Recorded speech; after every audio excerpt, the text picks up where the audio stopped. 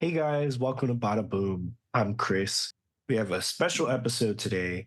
We are reviewing Ultimate Spider-Man by Jonathan Hickman and Marco Chechetto. The day is finally arrived. The day Spider-Man fans have been waiting for since One More Day is here. So, what did you think, Troy, of the issue? And where do you think we go from here? Oh, Uh, by the way, spoilers ahead because we're gonna dive pretty deep into it because if we were just saying this is amazing, this is great, you would get nothing out of it. So we're gonna actually dive into it. So if you haven't read it, it's out now. exactly. And it's definitely worth a read.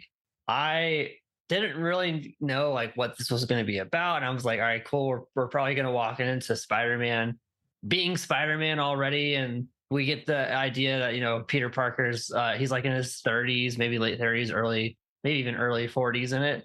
And there's just no Spider-Man at all. And you understand why as you go through the book and you read it. But I really like this book because I feel like as comic book readers, we really like to ask the question, well, what if this happened? And we really get that's what this book is like, well, what if Spider-Man wasn't Spider-Man for quite some time? And you see how it reverberates across the Marvel universe. Like Daredevil is Matt Murdock is actually a Catholic priest in it and not being a lawyer. Right. And there's all these little fun little Easter eggs of like how things have been affected. But the ones that are really true and like really like dug in for me is like Ben Parker is still alive and still being like a father figure for Peter 20 years later after his parents have died.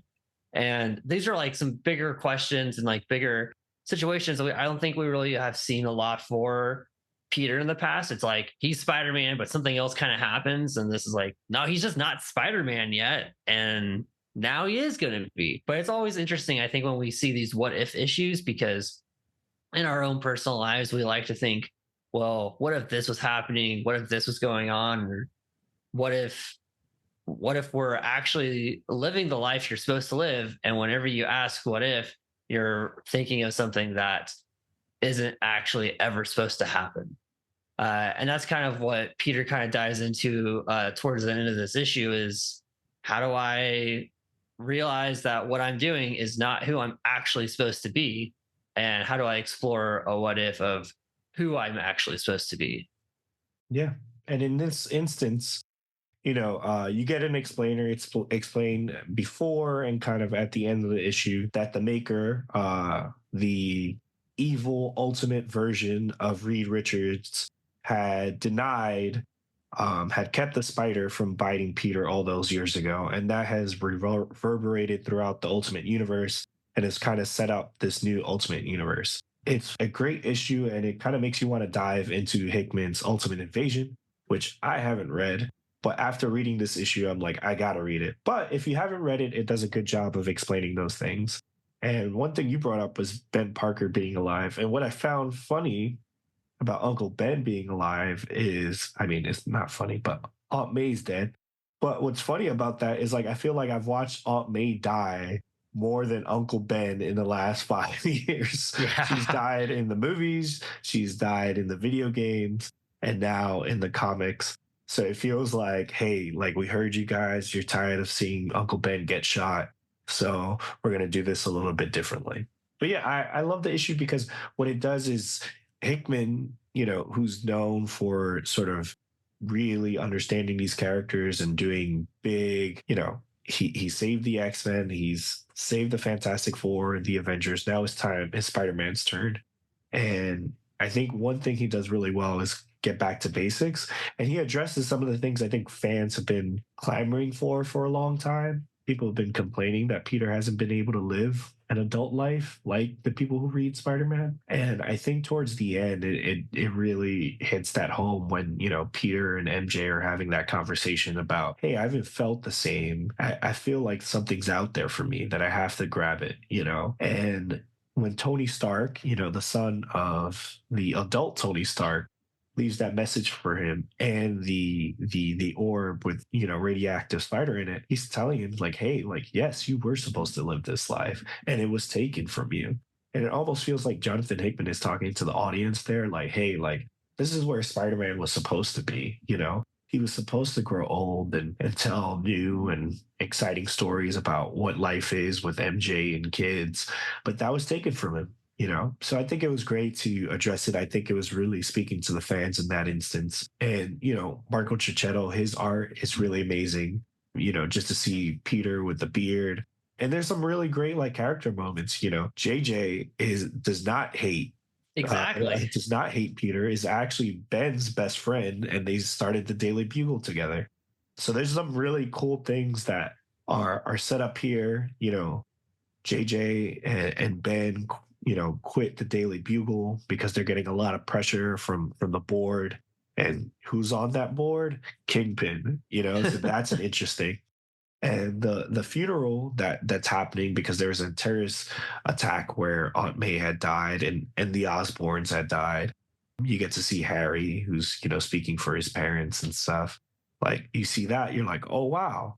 And then, you know, towards the end of the issue, Kingpin's car explodes, and you're like, oh, who did that? And then you see, you know, a goblin on a glider. It's like, I wonder Yeah. who that is. Yeah. So there's a lot of great setup, and it makes you excited not just for Ultimate Spider-Man, but the entire Ultimate line from Marvel.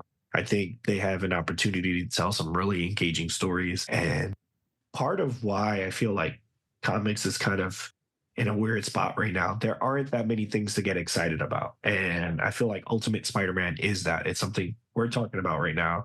I'm sure if you go into your comic shop right now, there's everyone, you know, is flipping through the book and talking about it. So I really loved it. I feel like if they continue on this path, it's going to be another great Jonathan Hickman book, and it shows why probably Marvel does not pay him enough.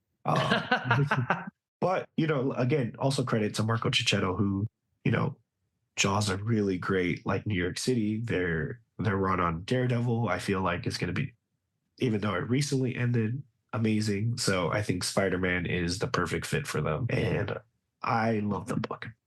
Yeah, it was a great book, and I really can't wait to see what happens next, because in this first issue, you kind of get to explore like the idea of what if something else was meant for me? Am I?